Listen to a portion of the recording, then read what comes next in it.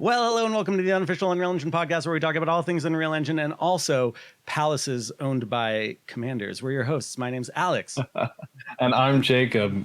Welcome to a very special episode. We're going to be, we got a lot to talk about. So much. Endless amounts. Yeah, we're coming back from an awesome Unreal Fest experience. We had a great time. I think we're excited to recap a lot of for you guys and tell you all about it if you didn't get a chance to make it, or if you didn't get to make it to one of the, 100, 200, and how many ever sessions there were. I'm excited to chat about it. It was a lot. So cool. For those who don't know, or I guess maybe didn't see Alex, see or hear Alex on the last episode, and before I forget, I realized I forgot my opening line, Alex. You gotta like, subscribe, rate, comment, do all those things. I definitely forgot to ask people to do that last time. Yeah, well, if you made it for Alex on the last episode, kind of talking about some tips for Unreal Fest, what it is, then you already know what's up. But if you've never heard of this thing and you're interested in Unreal Engine, Unreal Fest is an event each year. Well, in recent years, it's been each year. It hasn't always been that way. That is now hosted in New Orleans, and it's an awesome get-together of everything Unreal. It's a bit of a reunion for a bunch of us, but also a really awesome event where people are sharing the latest and the greatest. And so I had a great time this year. I had a fantastic time. I think I learned some good lessons from last year. We were both talking about what worked and didn't about last Unreal Fest, and I took a lot of those lessons to heart. You want to know the biggest lesson I took away, Jacob? What's that? I decided not to go to any talks. Yeah, you just made that decision right off the bat. Yeah. I don't want to see any outside information. I want to be completely unbiased as to the doings of the Unreal Engine community. Exactly. What about you? What were some of the things you went in with a ready strategy for? I have to say that last year I felt like I didn't make it to enough talks. And I also felt like I walked way too much getting from my hotel to the convention center. So at least I managed to solve those problems, but I can't speak for the rest. I did make it to a lot of sessions this year. I'm very excited to talk about a bunch of them. There's just so much awesome content. I was mentioning at the beginning, just the number of sessions was a little absurd.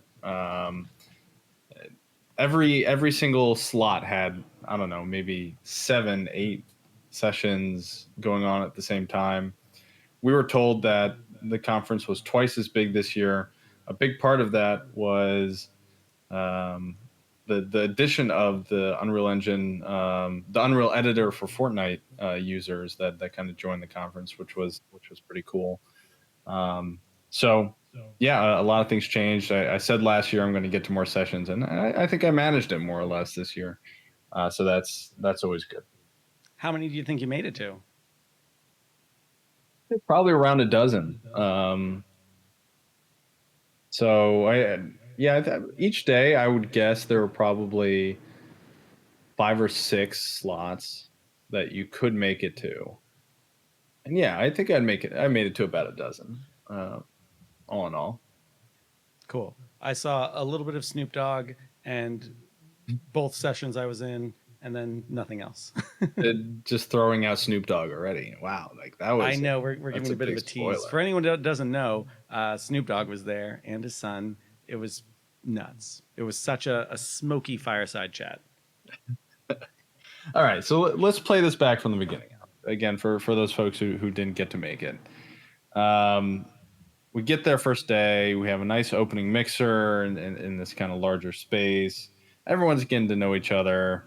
Anything of note just that first day for you, Alan? something that started right away from the opening mixer and then just kind of continued the entire week was every time I had a plan of going from point A to point B, I was interrupted by me either seeing someone I was really excited to talk to or someone seeing me and seeming, reasonably excited to talk to me as well. So constantly like, I'm going that way. Oh, hey, it's you. How are things? That was amazing. That thing you posted on the YouTubes or whatever. And the community side of it was really a huge highlight of me, just getting to see all these amazing people. And also, the thing that struck me during the opening mixer was getting carded and realizing, I don't think that happened last year. Huh. I wonder why they're carding us this year. Jacob, did you have any idea why they were carding us? I couldn't imagine. I felt like maybe the venue just cracked down on it, but yeah, I think you're right. I was never carded last year. The reason I figured this out pretty quick, the reason Oh, they were that's right. carding That's us, right. Yeah. UEFN, there were under 21s there. There were 20-year-olds several of whom I met, running very successful companies, building their worlds in UEFN and making more money than you would think. Yeah. Yeah. There was a bunch of that, I guess there. Yeah, it felt like a much more diverse community rather than a lot of don't get me wrong, there are a lot of faces that I've seen before, but certainly it looked a lot different this year, and I think all in all, everyone was excited about it. And I can confirm that Alex was legitimately stopped every like 10 feet. And we'll get into this. We lost some members of the Unreal Engine community recently. I feel like that's only improved your niche celebrity, Alex, in a way that was apparent this year. So going into Unreal Fest this year, it did seem like the layoffs, which we haven't really talked about yet, might put a bit of a damper over the festivities. How did you feel about that going into the day, Jacob? Going into it was pretty unclear how everyone was going to react, right? I think there were some people who this wasn't quite as close to the chest, didn't know folks inside of Epic, and it was just kind of like, oh, what's this going on at Epic? Like, this is kind of weird. Like, do I still want to be part of Unreal Engine if they're going to be, struggling or whatever, right? But for me, it was more that I didn't really know who had been laid off. Yeah. And so going into it, it was a big question mark, like who's going to be there from Epic and who's not. And there were a lot of surprises throughout the week of people that I was like, oh, well, I just realized this person's not here, and oh yeah, that person got let go. So yeah, coming into it, I was just kind of interested to see how that would play out. But yeah, how about you? Yeah, I mean, I felt the same as you. Like it felt a little bit. I felt trepidatious going in. I wasn't sure if it felt right to be as celebratory as last year. And all week, at least a few times a day, I was realizing like, oh my God, I can't believe so and so got let go. And some of those people were huge heavy hitters at Epic Games who had a huge impact on the community, the engine, people who I spent time with last year at Unreal Fest, some people who I knew were meant to be speakers at this Unreal Fest, and Yeah. either their talks were canceled or they were replaced with something else.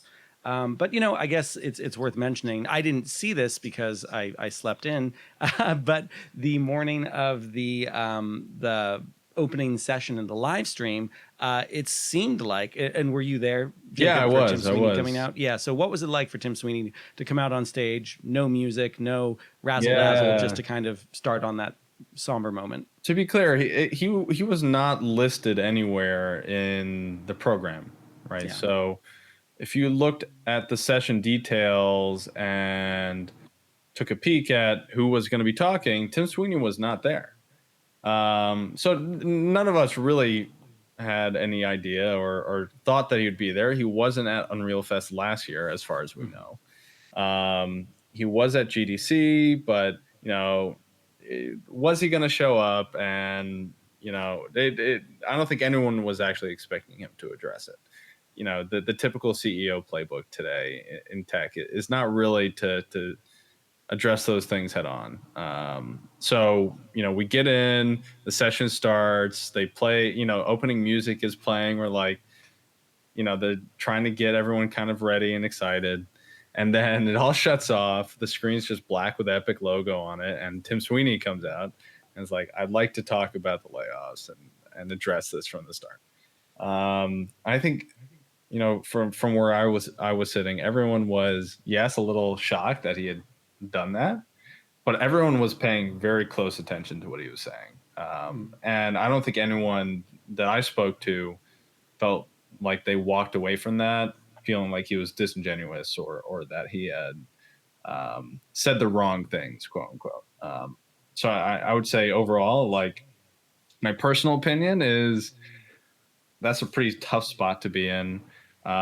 He felt more or less honest about the situation, though I'm sure that you know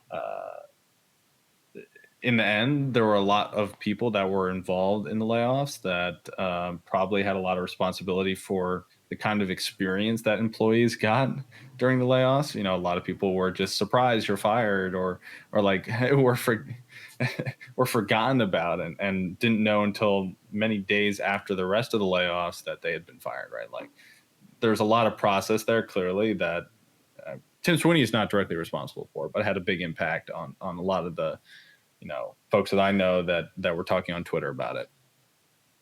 But he got up there and he addressed it and he said, usually this is about celebration, but this year we're, kind of in the shadow of this thing that kind of had to happen. We needed to stabilize the company and all that. So, were you watching from the live stream? No, I literally just watched the talk he gave last night because they posted the opening session on YouTube. Because they didn't, interestingly, they didn't make that part of the live stream. They started the live stream off with the proper like, here we are at Unreal Fest, and for a while it seemed like Tim Sweeney speaking was only going to be something that people at Unreal Fest got to hear, which seemed like it was going to be a bit of a problem because he's a little bit of a mumbler. Like he's not a super articulate public speaker. And some of the things he said got taken like very out of context or soundbitey, or people thought they heard him say things that he didn't. And especially when he started talking about like, new fees for non-gaming markets, some people, I think, completely overreacted to what seemed to me to be a very reasonable thing. As someone who has been using Unreal Engine for free for, over 8 years now, like, yes, Unreal Engine deserves to have some of the money my company makes. Yeah, I think, yeah. So if I were to break this down for like folks who weren't there or kind of didn't see it or aren't going to watch it, it would be, he got up, he said, Epic Games has had ups and downs. We've grown from 500 people to 5,000 people, and we're just paying the consequences of growing a little bit too fast and realizing that we need to conserve our finances more and make more sound financial decisions. Essentially, like they had a money printer. It was Fortnite. It's slowing down a little bit, so they have to kind of make sure that they are financially stable, so that they can continue to build the things that they're building and continue to support communities. And then he says, okay, so, well, we laid people off where we consolidated. I don't know. He didn't really say this, but he kind of mentioned offhand, like, oh, well, we consolidated some of our acquisitions, stuff like that. And then, we're going to be moving Unreal Engine to a seat-based license for non-gaming use cases. And the funny thing is, like this is coming right off of the Unity kind of disaster. I feel like it's fair to say, which we spoke about on a few episodes back. And I was, when he said that, like, personally, it didn't offend me that much, but I was expecting a pretty big reaction from the crowd. Right, because Unreal Fest. So like Unreal Fest last year was about 50% games and 50%, other use cases. Right. I think the graphic that they brought up was maybe actually closer to 60% games. But anyways, right. This year, I mean, it seems like maybe it was 30-40% UEFN, and then I would guess the rest was a pretty similar split, right, between non-gaming and gaming. And so I was expecting a fairly sizable reaction, and there really wasn't any. I think most of the people who this would impact were like, yeah, okay, we kind of saw this coming, like we're getting so much for free. What could we like? It was actually very surprising for me that no one really reacted to that, and everyone seemed pretty okay with it overall. Yeah, it's all about the delivery and, leveling with people, warning people, saying right up front, like, this isn't all worked out yet. We just wanted to let you know this is going to happen. And having it come from Tim Sweeney. One thing I guess also worth mentioning is John Riccatello is out of as Yeah. Unity CEO, and that feels like a good decision. One thing I've always enjoyed about Epic Games is the fact that it continues to be run by the person who started it, and Unity's kind of lost a little bit of that. In fact, I asked several people at Unreal Fest, like, can you tell me who created Unity, who actually wrote the original source code or anything like that? And not a single person could tell me. No. Yeah. Well, as far as I know, I actually really don't know the backstory of Unity. Right. The backstory of Unreal, I think, has more interest because of kind of the role it played in very early gaming. But yeah, I really don't know the backstory of Unity. If someone out there is a Unity fanatic that knows this backstory, come on the podcast, talk to us about the history of Unity. Yeah. I think we're going to have Dilmer from LearnXR on the podcast soon, and I bet he could tell us. All right. Well, I'll do a short summary of Unreal now that we talking Yeah, about it. sure. But Unreal started in, man. Let me find an actual date before I just make something up. Well, while you're finding some info, one other thing I just want to say about the layoffs and Tim Sweeney and everything there.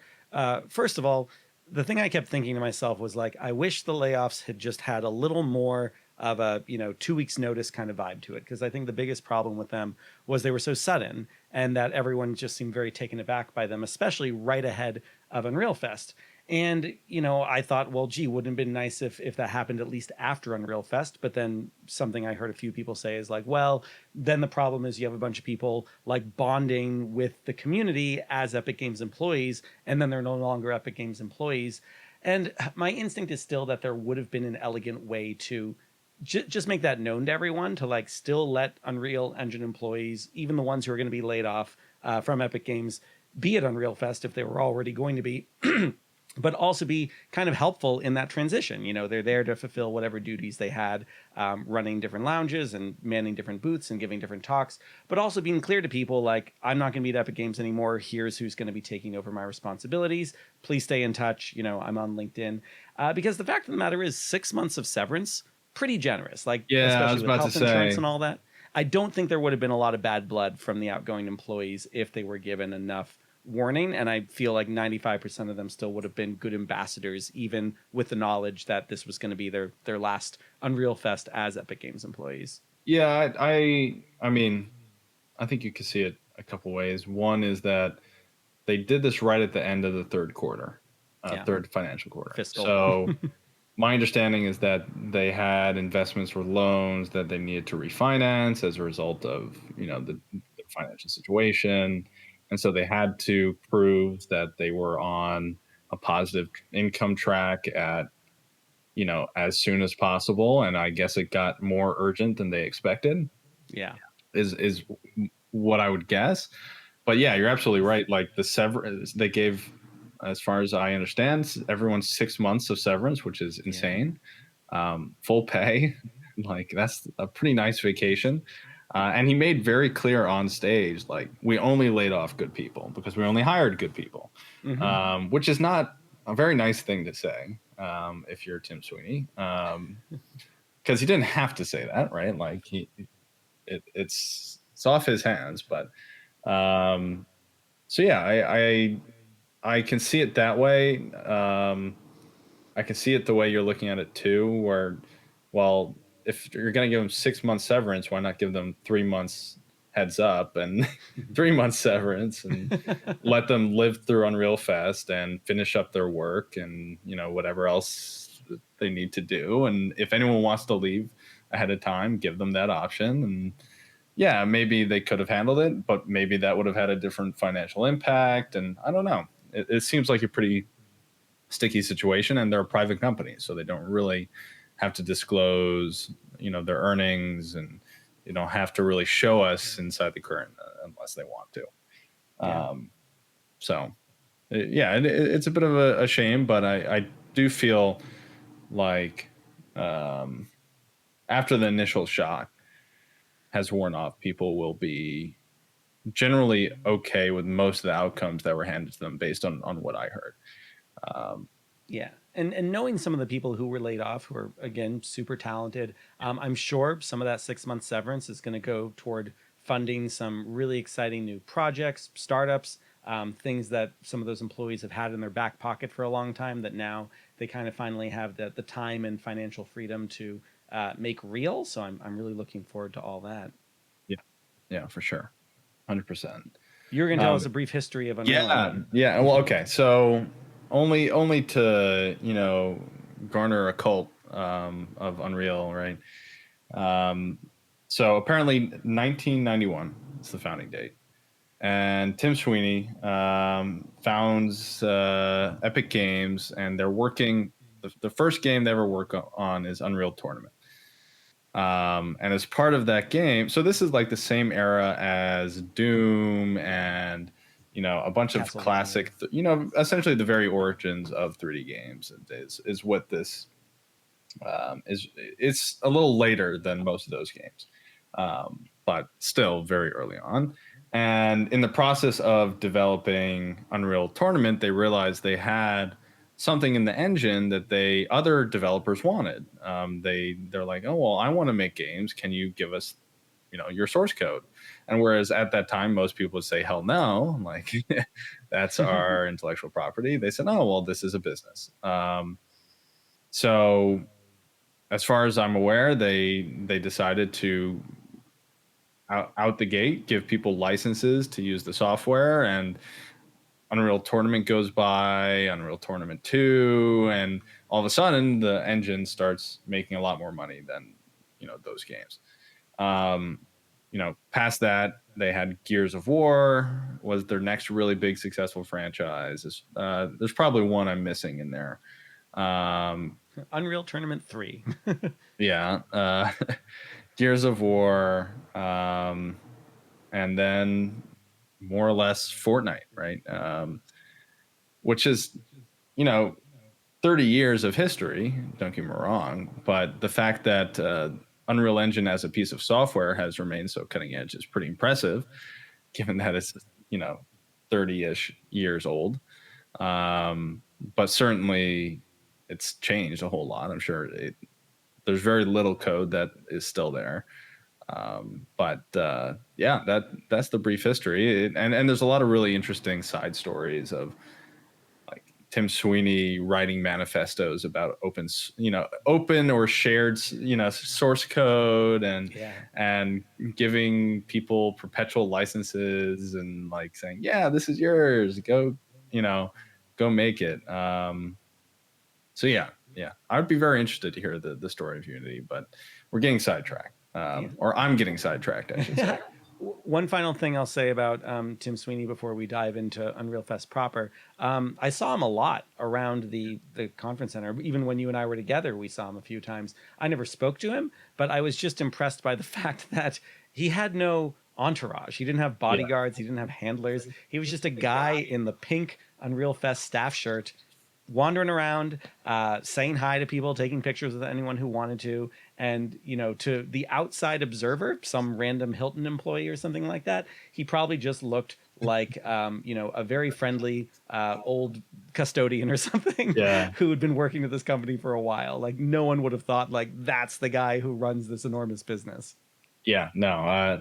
So yeah, that first night that we were there, we were just standing, chatting, and all of a sudden I see him and a group of, I don't know, VPs or something walk in to what I later learned was the stage, probably to do a mic check or, to get shown the stage and what they would be doing or whatever. But he just walks by, and it shocked me because he walked through this entire room full of Unreal Engine nerds, and he didn't get stopped once. Everyone was super respectful. A lot of people didn't even realize it was him because he doesn't dress any differently, right? He doesn't look like he is a celebrity tech CEO, like not at all. So yeah, I was very, a little shocked because he just walked in, walked out, and it seemed like nothing had phased him, and no one else felt like bothering him at all. Alex and I sadly didn't get a picture with Tim Sweeney, even though we had multiple opportunities. Yeah, and the very last day we saw him in our hotel, and someone else was taking a photo, and we're like, we should go try and get a photo. And then right as we got there, he started walking out. We felt too bad. He was walking at like just brisk enough of a pace that it felt like he maybe had to be somewhere. Yeah. If he was walking like 2 miles an hour slower, I wouldn't have felt bad about being like, oh, hey, Tim, do you have a second? But not at that speed. Yeah, I didn't feel like it. Anyways, all right. Yeah. All right, let's get into the fest. So the opening keynote, Tim Sweeney gets up there, he addresses the room, kind of puts this aside and says, hey, we know this happened, but this week is about celebrating. It's about you guys, right? Which is the right message. Is like, yes, Epic is hurting a little bit, but we do the things we do because we want to help you guys with what you do. So this is about you, right? Like, very, I think a very good message overall. But okay, so we get into the keynote, and essentially there's no big announcements this year. Tim Sweeney kind of dropped the bomb with the licensed seats right at the beginning. But more or less it was a lot of new faces on the stage because even a lot of the very high up leadership was replaced. The biggest being the VP of Unreal, I guess, was let go. Clifford. Who? Oh, sorry, who?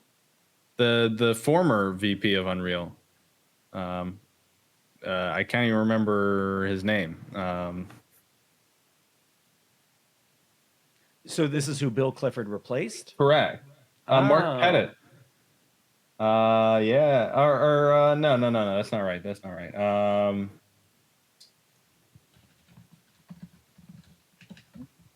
Okay, so yeah, no, that it was. So Mark Pettit was general manager for Unreal and VP Unreal Engine ecosystem. And now he's listed as a consultant. And now he's a consultant. He was let go. Crazy. So that's. So yes, the layoffs went pretty high up. Yeah, I've known Mark Petit for years. When he still was at a much lower level at Unreal. And crazy. I mean, he was posting about it a lot on YouTube, so I don't think that on LinkedIn. I don't think there's any bad blood there, but fascinating. Yeah, maybe he decided it was time to go, or he disagreed with the decision, or who knows. I have no clue. But new faces, so a lot of that. We heard a lot about Unreal Engine for Fortnite. They dropped the bomb that Snoop Dogg was going to be there, and everyone was pretty excited about that. And then someone got up, their mic died, and I had to run for a call. So I didn't see the rest. Alex, do you have any context to add there? Well, you said there weren't any big announcements, and I think for the most part that's true. Even things that I think a lot of us were expecting, like, when is Fab coming to the Unreal Engine editor? They kind of shuffled off into being like, now it's going to be sometime in 2024.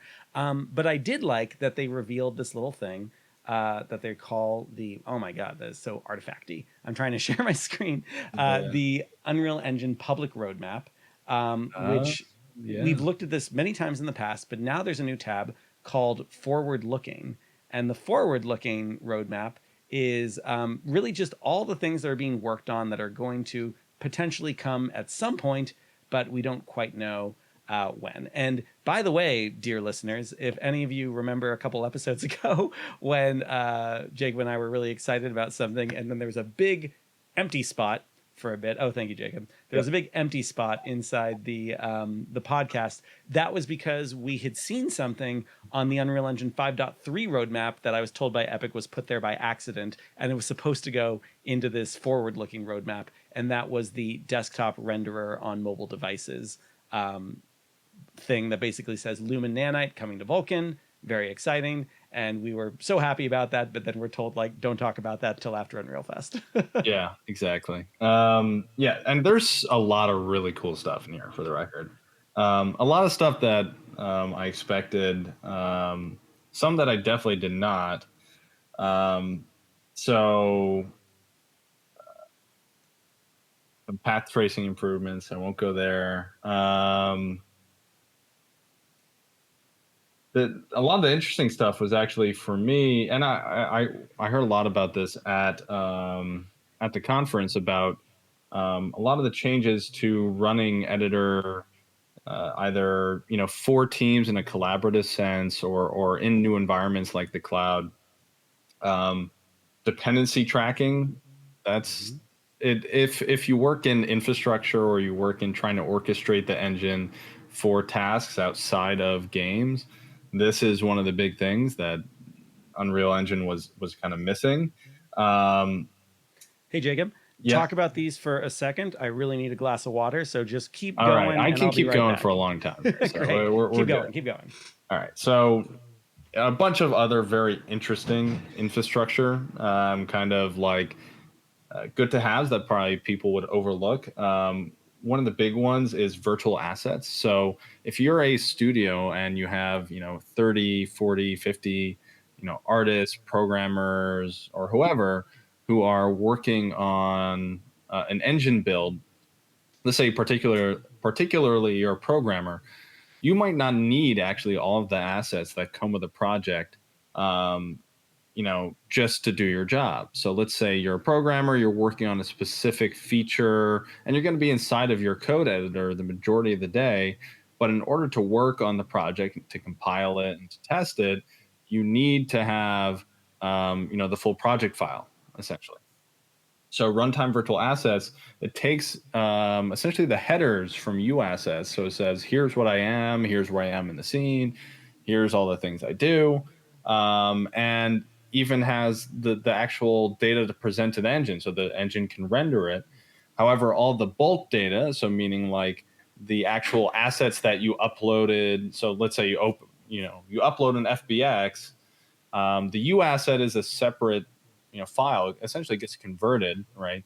It's going to leave all that bulk data, all of the imports and everything that makes the project files kind of blow up. It's going to leave that somewhere else in some distributed shared place so that all 50, employees can all access it, but you're only going to access it when you need it.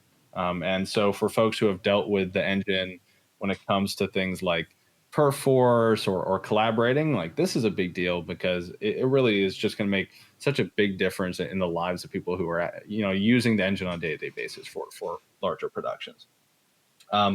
There's a lot of talk. I shouldn't say a lot of talk. There is a lot of stuff here about kind of how to work with the engine in terms of building the engine and a lot of these tasks that, again, if you use the engine a lot, these are some of the things that really affect your day to day quite a lot. And Alex, we'll talk about this a little later.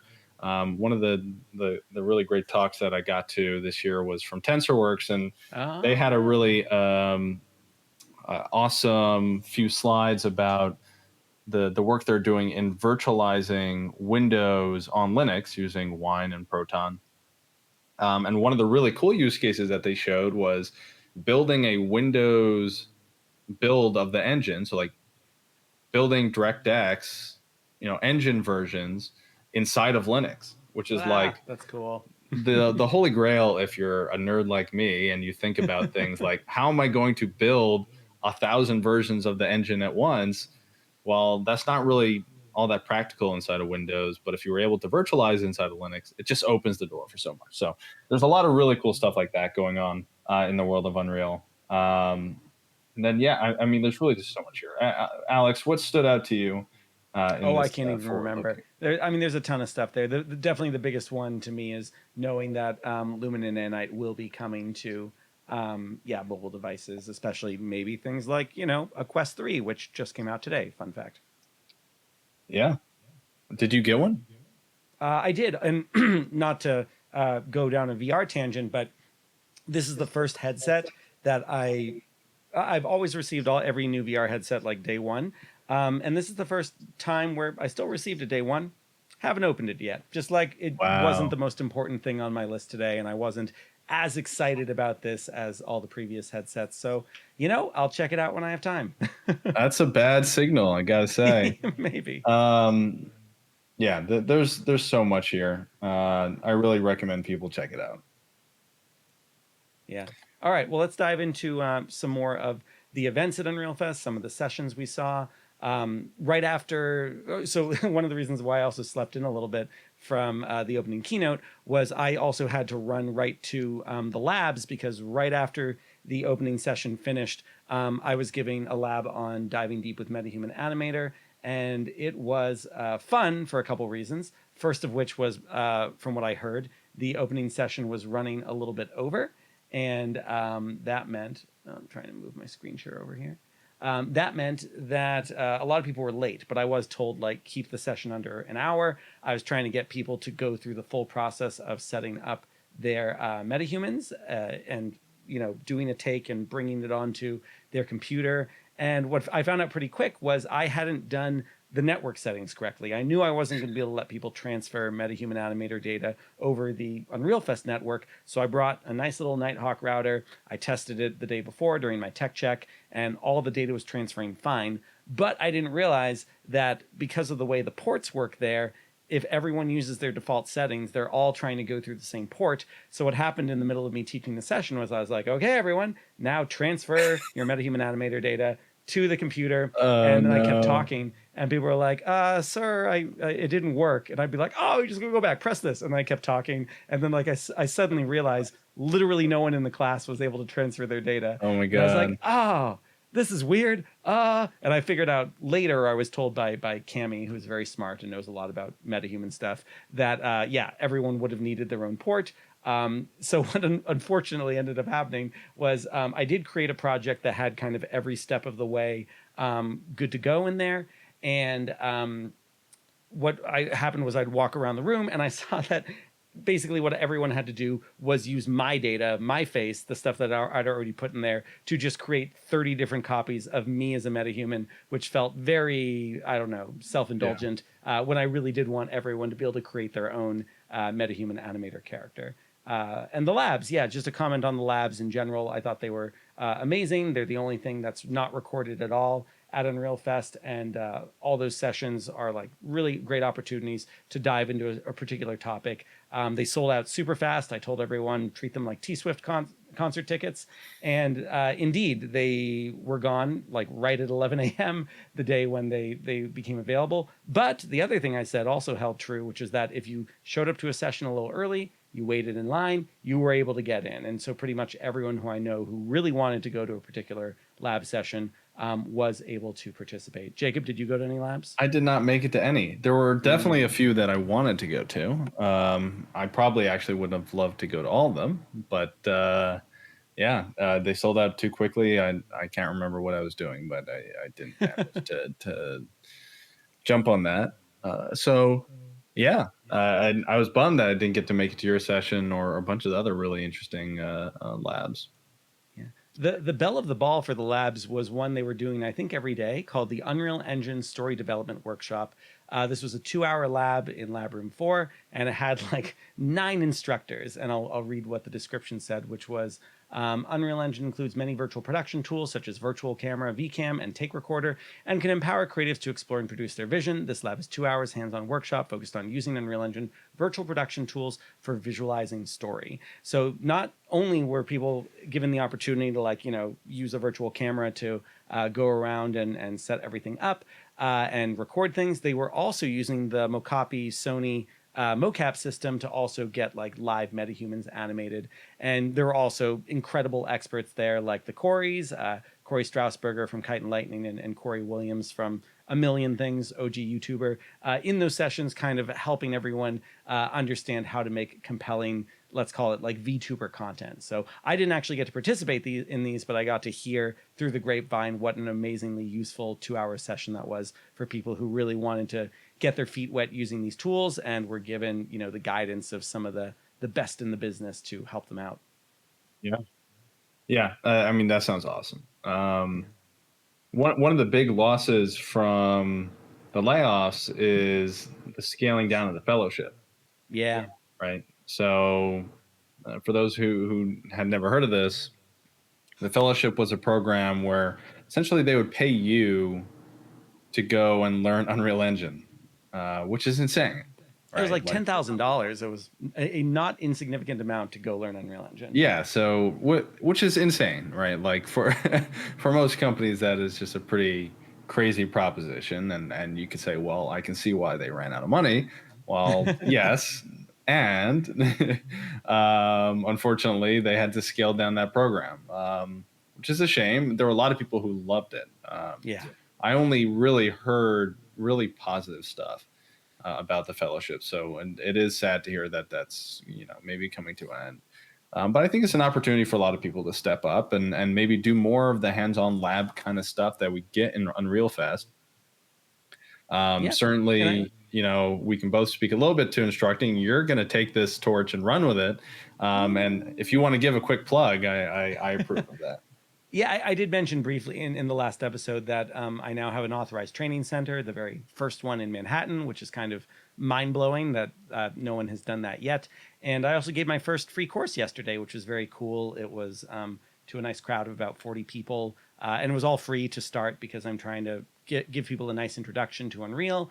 And honestly, like, don't quote me on this, but I'll probably do the free course like once a month, intro to Unreal, just to kind of get people introduced, and then I'll probably only charge for the more advanced things. Today we're doing pixel streaming or the remote control API. But the thing that's most exciting to me about this is the courses that Jacob and I were involved with teaching and creating as part of the instructor-led training program within Epic.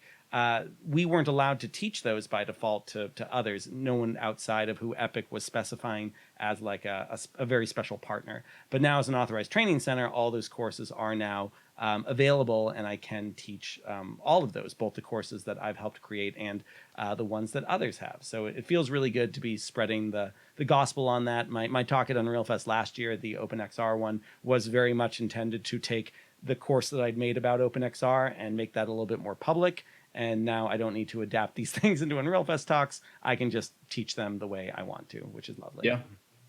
I mean, I'm hoping that, like you said earlier, with a lot of folks who were, let go and now have 6 months to build an awesome project, I'm hoping that we see more people like say, hey, I know Unreal Engine. I bet people would like to learn about it but make new communities as a result of it. I think that'd be a great outcome.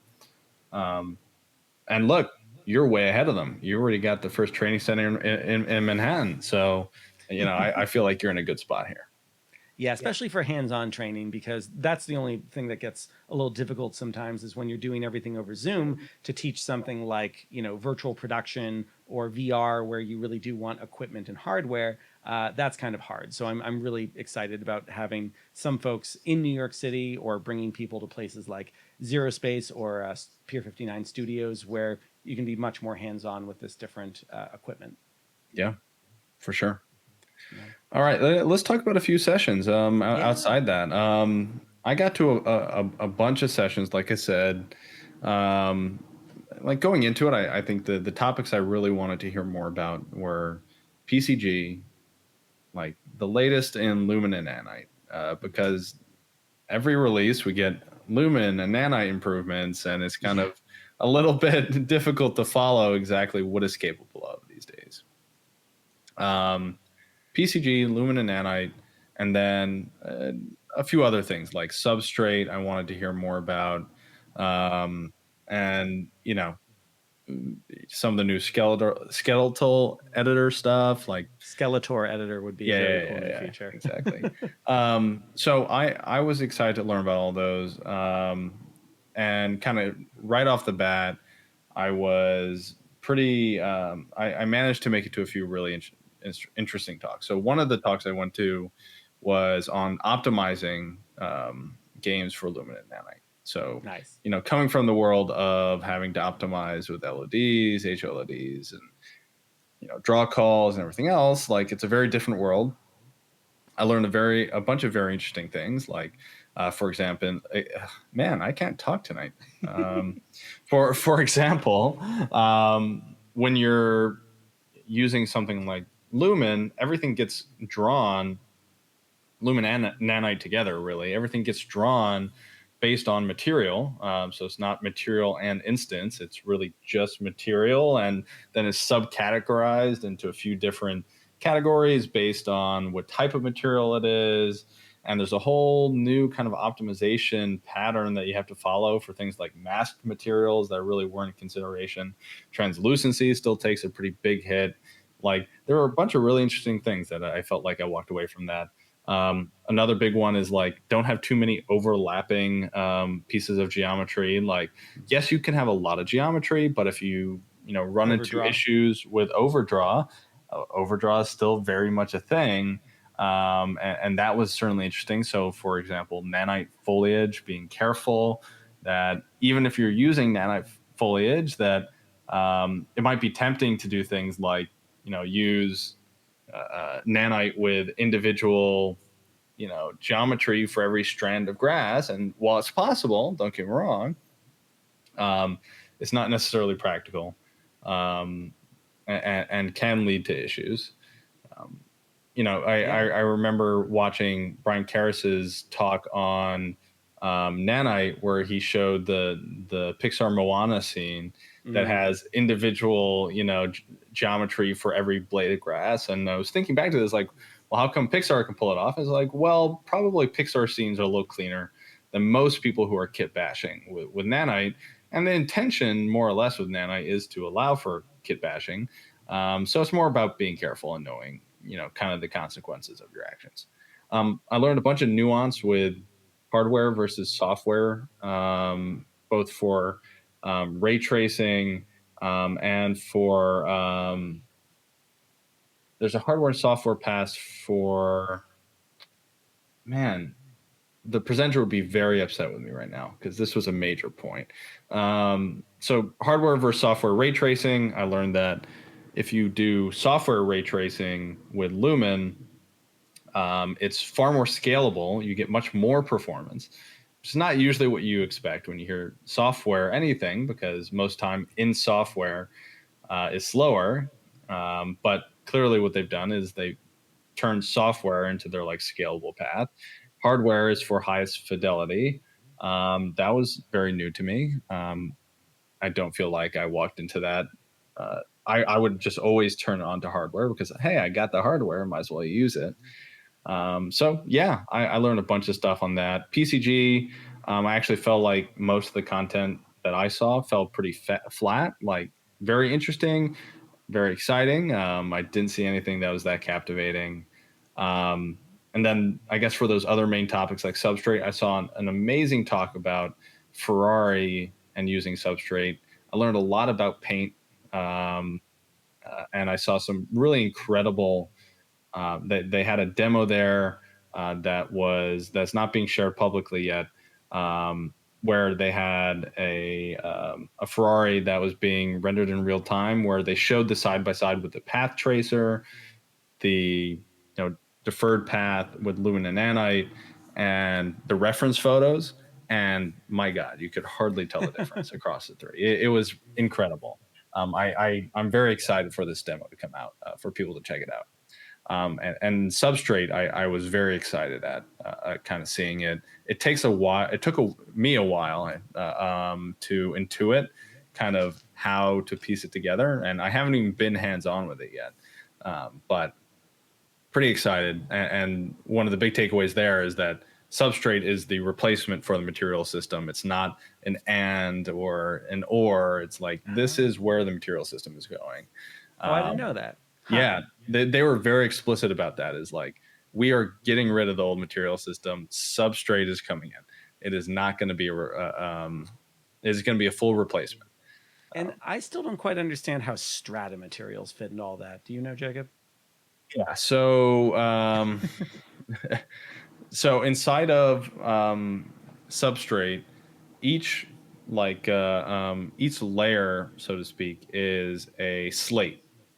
Now, there was a kind of halfway point material system called strata that was designed for layering different materials, but it's very different than substrate because what substrate does is it's has both a surface component and an actual like physical thickness, which has its own properties to it, and that's where a lot of the magic comes. So, for example, with car paint, man, could I talk about car paint? With car paint, you might have a very reflective top coating, from a clear coat or something like that. And then and that might not have any thickness to it. It might be super thin and mostly reflective, but you might have a thick base coat that might have a very strong, color. And then the thickness has like metallic flakes in it or has some thickness that scatters light in an interesting way. And all of these things, kind of lend to much better reproduction of the materials themselves, just because in the real world, materials have thickness, and again, I don't want to get in trouble with Unreal Engine or Ferrari for saying too much about this demo. It's coming publicly, but for example, they had like a tail light, where light was coming through the tail light, refracting through just the thickness of the plastic that wasn't defined in the geometry. It was defined in the material, and was casting a different colored caustic pattern on the side of the car, which is just incredible, right? Just you could not do that with the previous material system. I was watching the whole thing saying, wow, there would be no way to do this. Or it would be extremely complicated and time consuming to figure out. So yes, very excited for it. We're moving away from the standard PBR approach, which trying to define everything with, is it metallic? Is it rough? And a normal map is just not sufficient anymore. So very excited Cool. for this. Thanks for that explanation. Yeah. I mean, there was a lot that I got from that. Was just Ferrari was on the last day, but that was just the first day. There's just so much to talk about here. So not to be a bit of a Debbie Downer, but I did ask my team members. I brought some employees from my company to Unreal Fest. And by the way, we had an Airbnb like a block from the conference center, which was great for bringing people over for like VR demos and stuff like that. Highly recommend other people and companies try that next time. But I asked them, because a bunch of them went to the talks, what did you think? And the general consensus was good content, very monotone, unenthusiastic delivery of most of that content. Did you see any of that? Yeah, I ended up switching sessions a couple times where there's something that I was like, oh, I'll be interested in that. I got a few minutes in. I'm like, I don't know if this is really for me. And then I went, and there happened to just be, 6, 7 other sessions going on. So I just picked another one. And almost always after, kind of rerouting, I would find something I was interested in. One of my best surprises was I was going to, here, I guess I have 2 examples. The first one was I was going to a talk on PCG. I got in, and the presenter was just kind of moving a little too slow. I felt bad for him because it actually felt like he might have been a replacement for someone who might have been fired, Yeah. which is never an easy position to be in. But I left, and I said, oh, you know what I'm going to do is I'm going to make Chris Murphy's talk this year. Oh, sure. So Chris Murphy, who's one of the evangelists for Senior evangelists. Yeah, probably the most well-known evangelist, maybe one of the most well-known evangelists, based out of Australia. Every year usually does some sort of brain dump of everything he thinks is interesting in Unreal Engine that you might not know of. And really what that means is that you sit there for 30 minutes, an hour saying, wow, I didn't know that. Wow, I didn't know that. Wow. It's you spend the whole time saying, either hating yourself for, doing something in a very complicated way that you could have done in one click, or you're like, wow, I want to try all this stuff. But this year I made it, and he talked about a bunch of really interesting stuff that I had not heard about. Um, he highlighted things like the virtual asset system. He highlighted, like, I can't even repeat it. Again, he goes blazing fast, and he talks about so much, but it's always so impressive. And I really recommend going on YouTube and watching some of his talks, because yeah, he goes one after another with like important things that he thinks you should know about Unreal, and most of the time he's right. Yeah. So really, I would recommend that. So that was one example. I got to go see Chris Murphy this year. And then another one was I was at a talk about there was a talk about Unreal Engine in the cloud, which was kind of relevant for the stuff I do day to day. And I got like 5 minutes into it. I was like, wow, this sucks. No offense to the speaker. I mean, I probably a lot of it was like, I hear this stuff every day, so I'm a little jaded to it, I guess. But I said, okay, I'm going to go find something else. And there happened to be a Hogwarts Legacy talk going on at the same time. And it was a talk on the narrative systems that they built for Hogwarts Legacy.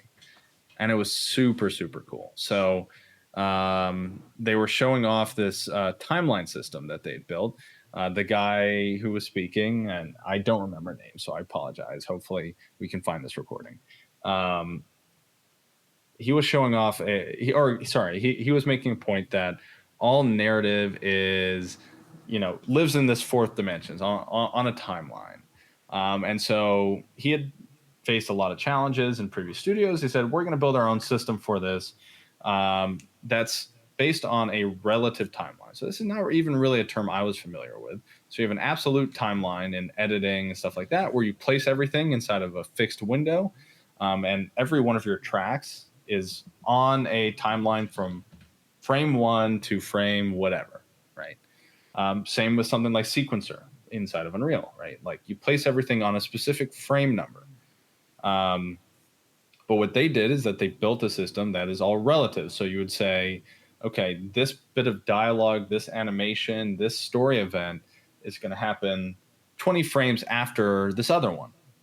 And so it was a really interesting thing that they built. And essentially what it allowed them to do is, for some of the more open-ended story notes where like they wanted it to be very reactive, or they wanted players to feel like it was a more organic conversation, or they just had so much going on then they didn't want to do it all inside of Sequencer and event triggers and stuff like that. They were able to just kind of lay it all out on one timeline, which was very impressive from my perspective. Like everything from, animations, story beats, like being able to specify kind of long-term narrative, pieces. It was very, very interesting. They clearly built a lot of really cool tools for this project. For example, they had a custom widget, which was their own window that had their script for all of the scenes in Hogwarts Legacy. And they could click on the script and it would sync with their timeline and take you to the right frame that they were working on, so that like you could read the script and see where you were in the story, or click on the next part of the script and work on that line, like work on staging that phrase, which I thought was really, really cool. I actually made it to a talk after that with some of the tech leads about some of the stuff that they'd done for building the game, in terms of like what tooling they'd built for testing and QA, and they'd built a bunch of really interesting stuff there. But it's maybe not as exciting for a podcast format, so I'll maybe skip that. So I actually watched a fair bit of the Hogwarts Legacy talk on the live stream. I think I was like preparing for my talk on Wednesday and just wanted like something in the background, and I found it pretty interesting. If anyone else wants to check it out, it's in the Day One Unreal Fest Day One live stream. 5 hours and 9 minutes into it, and it is given by Eric Brown from WB Games Avalanche. Yeah, highly recommend. If you're like thinking about building narratives, I think this is a really interesting example. Oh, and if you still have that public roadmap. That was one of the things that caught my eye on it, actually, which the Hogwarts Legacy talk made me think of it, which is I believe they mention relative timelines or relative sequences or something like that inside Dynamic that feature. sequencer, yeah. Yeah. Yeah, let me So read. I just controlled F this. I haven't read this, so we'll go discover ahead, this go ahead. together. Provides a set of features that enable and support dynamic user-defined operations of data. Condition track, set the active states of an animation track based off a condition. Yeah. Parameterize keyframes, change the value of a keyframe to a different value based on user-defined runtime logic. And subsequence play rate, dynamically change the play rate to selectively speed up or slow down subsequences for gameplay, artistic performance reasons. So yeah, I mean, there's definitely some of the DNA of that talk in here. I'll be very excited to see kind of where this goes. Yeah, so that's really exciting. Okay, other things to note about the festival, the Sugar Mill Party. Oh, actually, I guess the Snoop Dogg talk was before that. But yeah, let's talk a little bit about some of the social side of everything. So there were the talks going on, there were the labs, there were exhibit booths, there were meals, and everything was catered. What struck you about the stuff going on outside of the core learning content, Jacob? Side of the core learning content. Well, for one, I drank way too much beer. I had like zero Because beer. I had nothing but like sugary cocktails. yeah, well, that's the thing is all the mixers only had beer, Mm, which was for me a bit of a shame. But that's a side note. Outside of that, I mean, for me, and I know for you, like this conference, out of all the conferences that I go to during the year, is very much like a reunion with a yeah. lot of folks that I really enjoy catching up with and learning what they're doing, and I really enjoy seeing what people are doing with Unreal. Um, so yeah, every year it's exciting to see that. And this was no different. I would say outside of Unreal, one of the most exciting things that was to learn about was the UEFN ecosystem. Honestly, Hmm. I was very surprised to learn more about that. We made a mutual connection, JJ, who Yeah. I think will Hey, JJ. Thanks for being a we listener. yeah, well, we'll definitely have on the podcast in the future. We had an awesome conversation though about UEFN and that ecosystem and how it's developing. This sort of creator ecosystem that's coming out of that I think is really exciting, and lends towards the sort of accessibility of the tools that we use every day, but bringing that to a wider audience that can make use of them in very new ways. And so I think that's very exciting. Um, so I think that was one of my biggest takeaways. And anything for you, Alex? Let me give a quick timeline of my social activities over the week, because again, this really was all about connecting with people for me. So arrived Saturday. Saturday night, went to see The Creator from Gareth Edwards with a bunch of people. Super cool. Sunday night, did the full Bourbon Street experience up and down. We kept saying like, we'll just do one more, and we were at like amazing jazz clubs and karaoke bars and piano bars, and I think might have consumed like 18 drinks. Fun fact about me, I have never I want to say like properly had a hangover in my life before, and I really thought this was going to be the night where it happened. I didn't have enough water, I didn't have enough food in my stomach. All the the red flags of like, you're going to have a rough morning tomorrow were there. And the next morning I woke up kind of dizzy, like a little dizzy. That's it. Felt totally fine. So I don't know. I have some weird superpower that allows me to Very drink an jealous. insane amount of alcohol and be totally fine. Then Monday night, Zero Space, my friends over in Brooklyn, they had a great party at their Airbnb. We brought over some VR headsets and tried to provide some light entertainment of that. Tuesday night, I went to the dinner from Hithora, which was really cool. They're an awesome like Unreal Engine multiplayer company. That's where I got to hang out with some really incredible UEFN creators, among other people as well, doing things in Unreal. The guy next to me, I saw everyone was ordering their drinks, and he ordered a Roy Rogers, and I was like, "Really?" And he's like, "Yeah, I'm 20. I can't order anything except this." I said, "Good for you. You're amazing." And he told me about how his company started when he realized he was really good at Minecraft, and we wanted to create a competition where he could show off to people how good he was at Minecraft, and started to make a lot of money from that. And then he did something similar with Roblox, and then started to do the same thing with UEFN. And now he's 20 years old, being like, yeah, I can probably drop out of college now. I've got this like very successful company that's working across these different platforms. If one of those platforms fails, you know, the other ones are still going to support them. So that was cool. And then where are we? That's Tuesday night. Then I went right from that to the influencer party. Did you catch this? It was over in like the La Nouvelle Ballroom. There was an influencer party. That's very Yeah, funny. it was unclear who was supposed to be at this. I think I decided in the end it was supposed to be for UEFN creators. I caught the very tail end of it. Got to say a quick hi to like Matt Workman and some really cool folks from Epic Games who I recognize, like Dean Reinhardt and stuff like that. But that was like just toward the end of it. I watched Matt Workman's vlog, by the way, which is a great visual recap of everything at Unreal Fest. And I didn't feel too bad missing it because he mentions in there that it was like way too loud. Like the music was so loud during that party, you couldn't really talk to anyone. And you know, I'm here not necessarily to listen to loud music, but to actually talk to people. So was okay with that. And then we arrive at Wednesday, and Wednesday was like the big giant party at the Sugar Mill. But yes, what was right before the Sugar Mill, Jacob? Right before the Sugar Mill, was that Snoop Dogg or That was Snoop Dogg. Yeah. Okay, yeah, that was Snoop Dogg. All right, so The very firesidey, smoky chat. yeah, so you know no one really knew what the Snoop Dogg talk was going to be. They didn't preface it.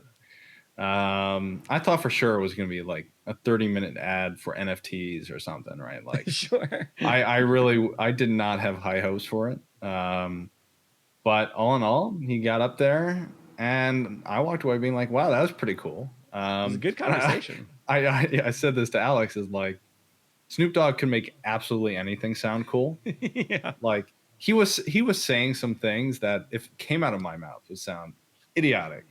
But he just makes sound so cool. And so he was talking about he and his son were there, talking about how they're getting more involved in games and content, and they're building a game studio, and they're using UEFN. They're building, short films, and I actually ended up being very interesting. So you were there, right? Yeah. Yes, Yeah. That was literally the only thing that I actually sat in a chair to watch because I was curious what's going to happen. I thought it was cool, the father-son dynamic as well, and it was a little bit sad when Bill Clifford, who was doing the interview, was like, "Oh, so you guys play video games together?" And Snoop Dogg kind of looks like, a little despondent and says like, "Nah, he don't want to play with me no more. Like, Yeah, my son, he's really grown up. He doesn't want to spend time with his dad." sad, but it was actually ended up being a conversation that was at least fun to listen to, right? Like, Yeah. just because if Snoop Dogg said it, it sounded cool. But yeah, I think it was cool, and all in all, I didn't walk away feeling like I just watched a huge ad, even though it was. So that was pretty cool. Last year on the podcast, I covered Meta Connect pretty well because there were the announcements about the Quest Pro and all that. I don't think I've said anything about Meta Connect this year because not that much other than, hey, a Quest 3 and legs are, on their way and stuff like that. And the Unreal Engine plugin is still lagging way behind the Unity plugin. But Snoop Dogg actually was a pretty big part of Meta Connect this year because such a big part of it was Facebook talking about their AI initiatives and how they really think you're going to love it when Snoop Dogg can be your AI dungeon master. So, there was a lot of that talk and a lot of announcements in that vein. I mean, yeah, sure. Sure. Yeah, I actually didn't watch really any of Meta Connect, so I have no comments on it, but yeah, that's fine. So I was really excited to go to the Sugar Mill stuff because last year I completely missed the parade, the big Wednesday night event, so to speak, because I had been on the phone with a client for most of Unreal Fest last year. I missed a lot of it, and then I had to skip the parade because I had to get my talk ready. I hadn't really worked on it at all, so I got out of the last thing I was doing right before the parade started, went back to my hotel, and then worked like right until 3 a.m. until I felt like my talk was in a reasonable place. Remember, it was like an hour and 45 minutes long, so there was a lot of Yeah. material to cover. And then I passed out and woke up and, went and gave it. So I definitely felt like I missed out on the big social event last year. And I was fully intending, by the way, Jacob, to stay at the Sugar Mill as late as that would go and to explore all the carnival and dancing and everything. But then someone had to invite me to a really cool thing Yeah. off campus, Well, and I had to go to that. you gotta see some jazz when you're in New Orleans, right? Yeah. And up to that point, I hadn't been to any jazz, and for me, that's like an empty hole in my heart. I can't live Yeah. with that. So yeah, I mean, the party was awesome. It was a carnival theme. Alex spent a good amount of time trying to win some stuffed animals. I won my Um, first one very, very quickly yeah, and then wanted to get the second one because I have two kids. Jacob had a very clever strategy to try to help me win, which didn't work. And then we gave up. And then I remembered that one of the swag bag items was actually a stuffed bumblebee. So my kids were totally fine. but it was cool. I mean, it was a much larger venue. Maybe not much larger. It was larger. And Did you it try was. the tater tots? I did try the tater tots. Tater tots were great. Um, Popcorn was good. A lot of fun games. It was a good time, all in all. It was a really good time. Ooh, And it was right across the street, so it was yeah, like as really simple easy. as it could be. Some of my most enjoyable conversations during the party were actually with some of the mods from the Unreal Slackers channel, which I think is now called Unreal Source, which was neat because that's a channel that I only pop into here and there, and Discord isn't generally my friend, but they're super awesome, amazing mods, amazing people, and they actually did a nice job of kind of helping me feel less afraid or less anxious or bothered by Discord. And I really appreciated that. They took the time to be like, well, here's how to address all of your concerns about too many notifications and too many channels and, mentions and all that. Yeah. Well, I mean, there's a bunch of those communities that I feel like I don't even touch, and maybe I should. Maybe I should. Yeah, I think there were a lot of interesting conversations that came out of that, but we had to make it to jazz. Yeah, we did. So we shipped it over to Frenchman Street and spent the rest of the night there. Ran into some folks along the way, and what can I say? It was a good time. What Jacob, the jazz club we went to, because we went to a couple. The first one we went to, was there a special guest of any Oh yeah, sorts? well yeah. I mean, I don't know if this is relevant for the Unreal Engine podcast, but the unofficial Unreal Engine podcast. Sorry. We can talk about But anything. yeah, I mean, so one of my favorite jazz clubs on Frenchman Street is Snug Harbor, which is like more of a classic jazz joint, more similar to what you get in New York, where you sit down and really talented musicians, they play for you. And there was a special guest, which was a guitarist, Chris King, that I really love. And I was total surprise, but I had a great time. I have a signed book to show for it right here. Oh yeah, where is it? Look at this. Got a signed book. I'm not sure Ooh. that's going to come to the Oh, green it's screen, very but you get green the screened. idea. Um, and yeah, it was a great time. Then when you go across the street to Spotted Cat, and you just party the rest, and it was a great time. Yeah, yeah. But there's a lot of karaoke that night. There are a lot of karaoke videos from me and others. Oh, And nice. anyone who wants to see those, just message me, and I'm happy to share. It's all public domain. Yeah, you were out much later than I was. Yeah, yeah. I did stay until the karaoke bar closed, which I think was about 3 a.m.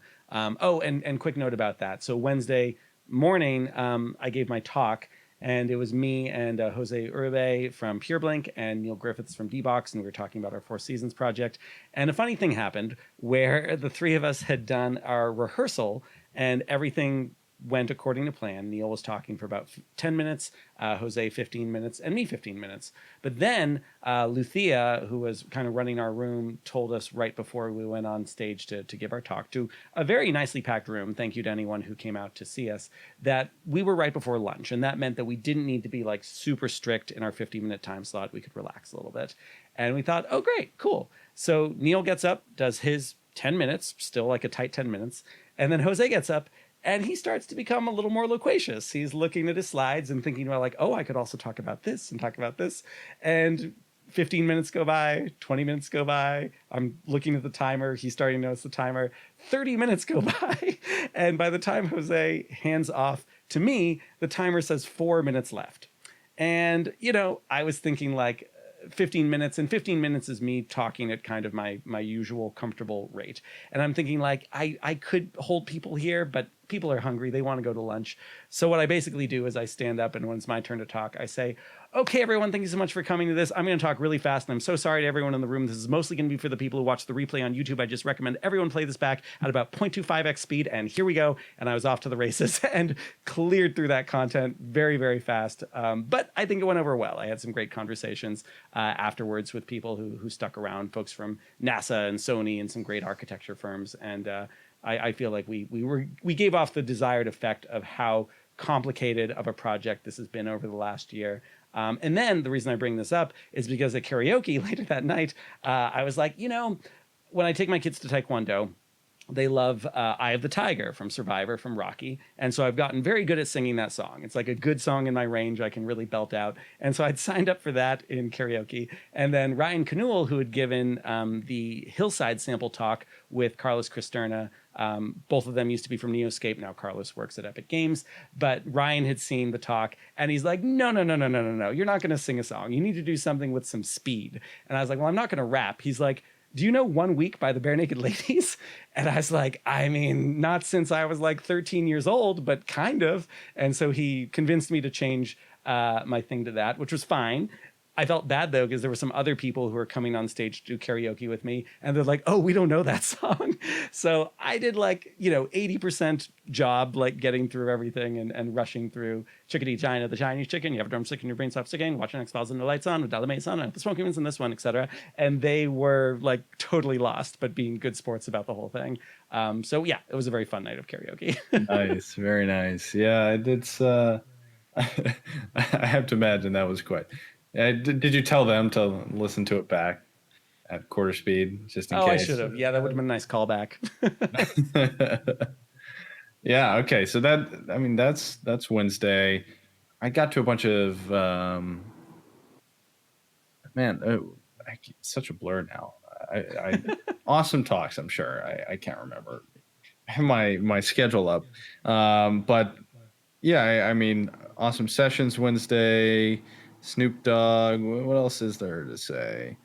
Thursday felt a little bit weird. Like I'm curious because maybe I wasn't thinking enough about what time it was all ending on Thursday.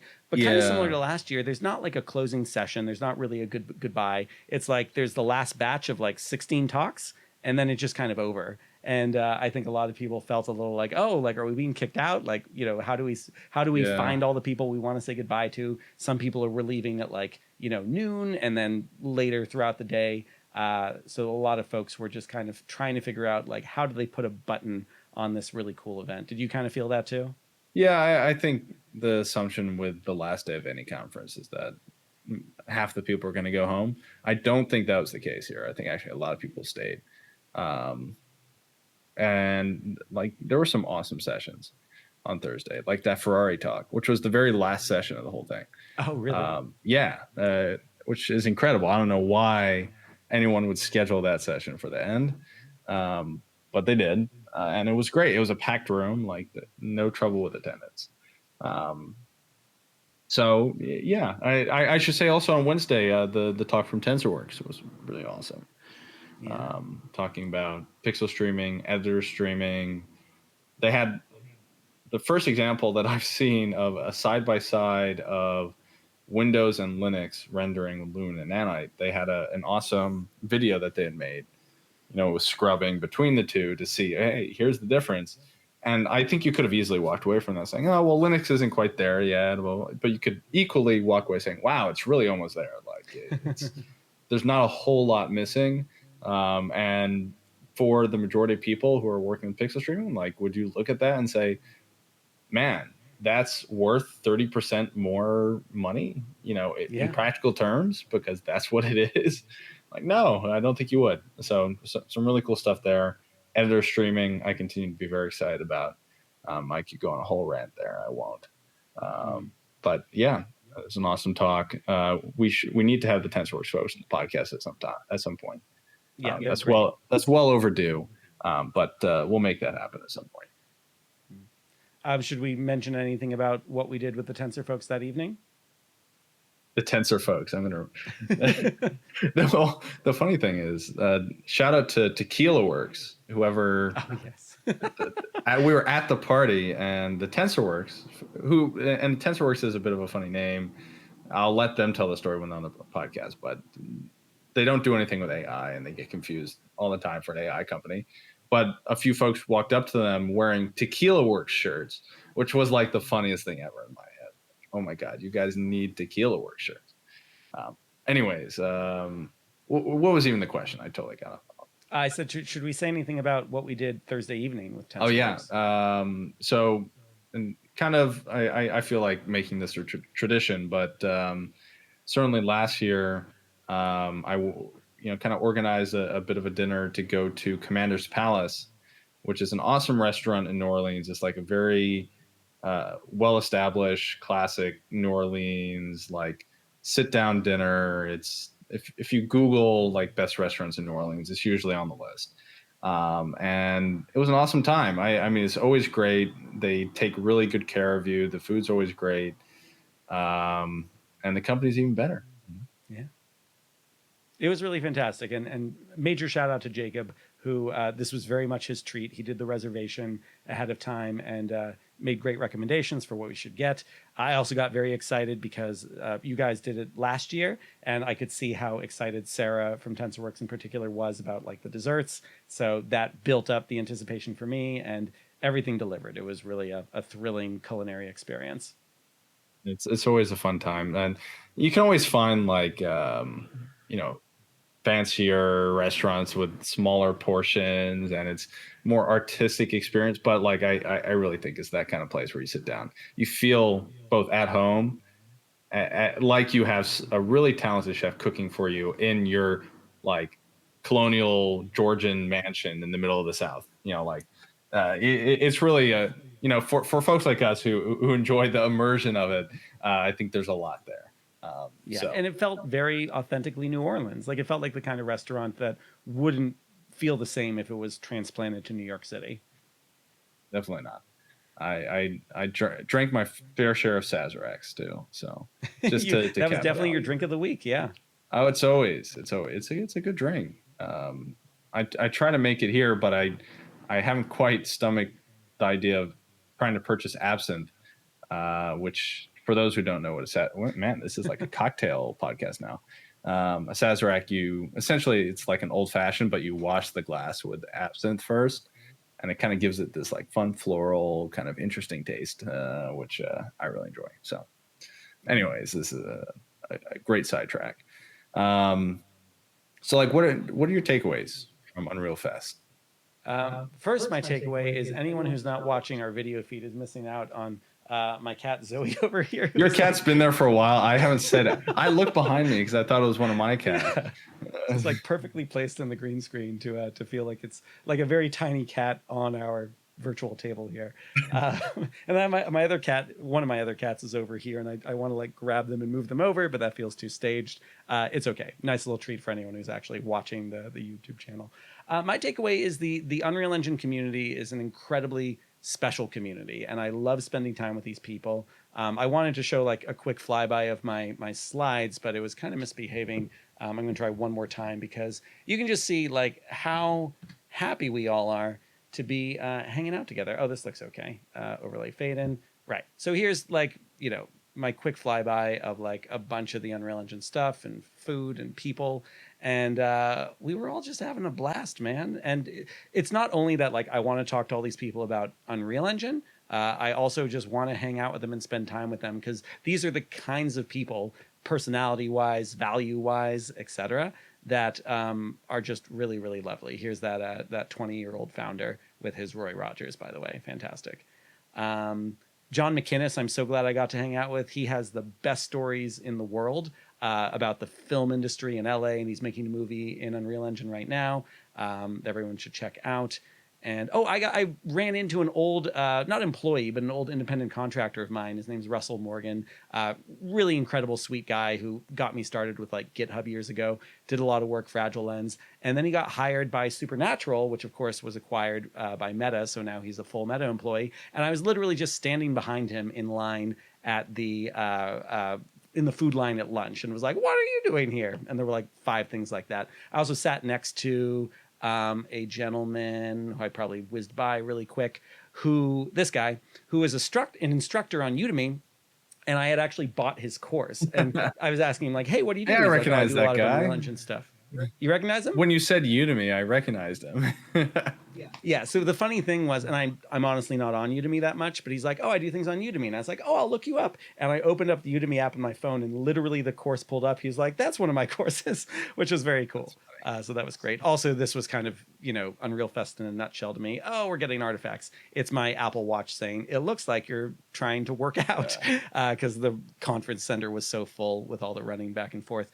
This was one of the best Unreal mixed reality experiences I've ever seen. This was using the Vario XR3. Oh, I didn't get to see this. Come on, this looks Screencast. awesome. Yeah, I literally could not tell when I was inside the Unreal Engine experience where I'm making it worse, where the green screen started and where like the steering wheel and the seat were. It felt totally natural. My hands were in there. The touch screen was like a really cool way to really feel like I was controlling the car in different ways.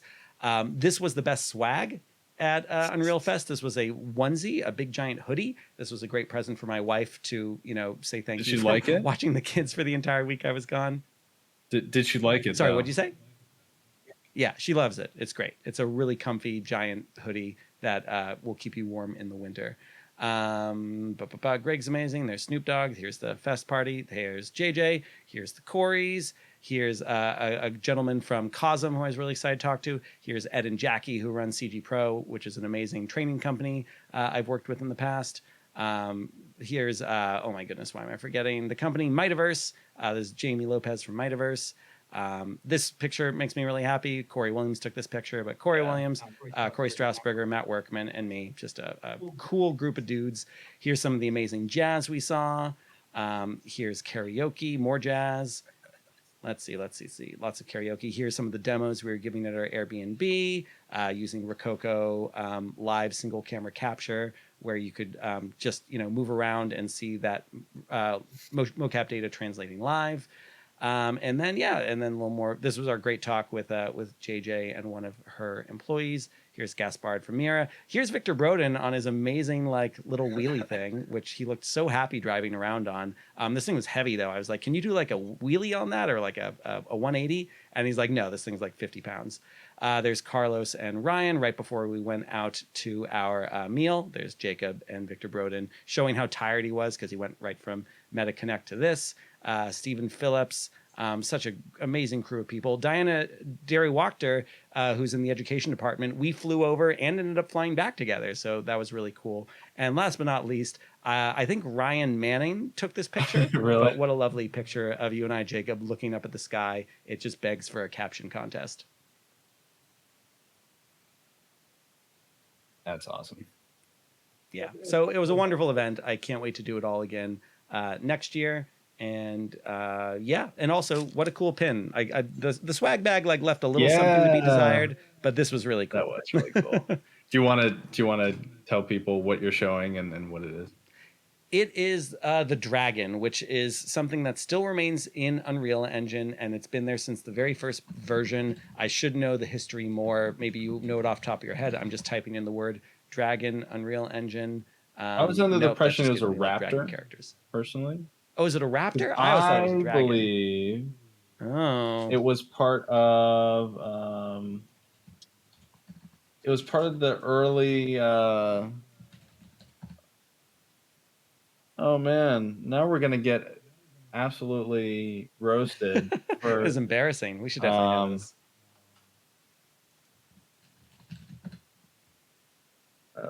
Yeah, okay, wait. I got it. Hold on.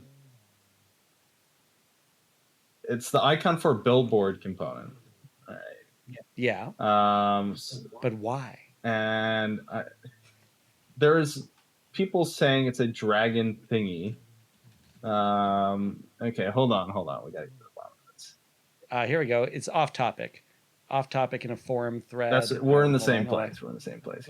Oh, we're in the same place. This icon dates back to 1995, where it was the default actor icon in Unreal Engine 1. It was created by Dan Cook. Why is it a dragon's head? Well, that's another story that goes back to early days, where the game Unreal rose from combining James Schmaltz's early 3D prototype work featuring a dragon flying over 3D terrain with the work creating the 3D editing tool for the project, which later became Unreal Engine. At that point, a dragon was the canonical character representing the game, hence the dragon head icon. And for the record, that's Tim Sweeney in the forum that I just ran into. Oh, really? Yeah, I'll send this link to you, Alex. You'll find That's this actually pretty hilarious. fascinating. Tim Sweeney jumped in on this this forum post, so I feel like that's a pretty definitive telling. So. That's hilarious. Wow. Cool. But well, for us, like we've been used to seeing that icon a lot. We just can't quite pinpoint because it's so omnipresent in our heads. Yeah. Very. All right. Very Well, fascinating. Jacob, do you have any closing thoughts on Unreal Fest? Anything you'd would do differently next year? My closing thoughts are: I think it's exciting to see the community grow. I am hoping that next year we bounce back from a bit of this, from some of the growth that kind of made things challenging for Epic, and we continue to see the development that we are seeing in the engine. There's so much that's so close that will make the usability and the accessibility of the engine so powerful. I think we're really close to that hitting a critical mass for a lot of different use cases, where I think you will continue to see way more TV and film and animation and UEFN, all these different mediums that are utilizing in a much more meaningful way, because it's really getting to that point. So I'm really excited for that. I'm hoping next year the show reel is unreal. Funny. And it's I'm assuming the conference will continue to grow. Yeah. Next year we'll have 12-year-olds at the conference. Yeah, you we'll never just know. keep youngering down. But that's my takeaway, is that the accessibility and so many of the features that are both from a professional sense, like the things you need to build big projects, as well as the things that you need if you're an independent creator. Like, there's so much breadth there, and it's getting so mature that I really think it's an exciting time to get involved in Unreal, even if it doesn't seem like that on the surface. Given the recent events, I really do think it's an exciting time. Just there's a lot to play with, and there's a lot that you can make with it. So I'm very excited to see what happens. Yeah. And by the way, for anyone who is feeling like they missed out and everything, all the sessions are going to be, well, sorry, not every single one. Most of the sessions will be available soon. I think I was told by the end of the year, all of them will be uploaded. It'll be hopefully more of a trickle than like a dead drop of 10 sessions at a time, like happened last year. But if you look at the live streams at, unrealengine.com/events/unreal-fest-2023, there's 40 sessions that are just part of the 3-day live stream there. So they're all listed on the page. And they're a lot of good sessions that I will probably be watching at 2x speed, because to me the whole world talks too slowly. But Man, I must talk really slow for you. You never mentioned that. No, you're great. You have a very soothing voice, Jacob. I appreciate that. My fiance tells me that I talk too slow and I don't finish my sentences. So I apologize. I didn't mean to upset any of our listeners or you, Alex. Oh, it's okay. I'm not upset. Although I do want you to try to guess how long this episode's been.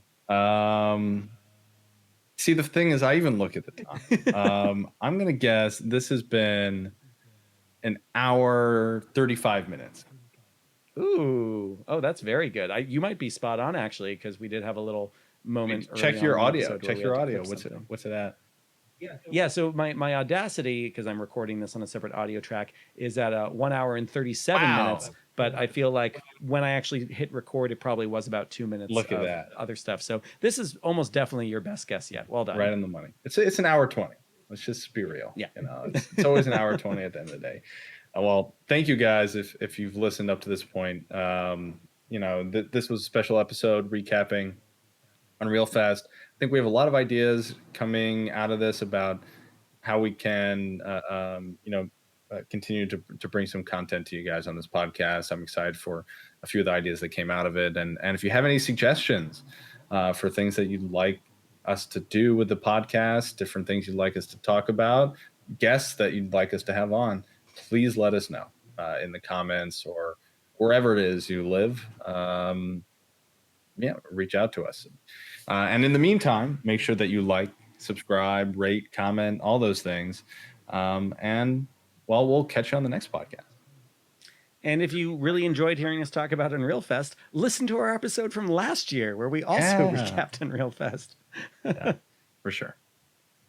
Cool. Thanks, everyone. Have a great day and goodbye.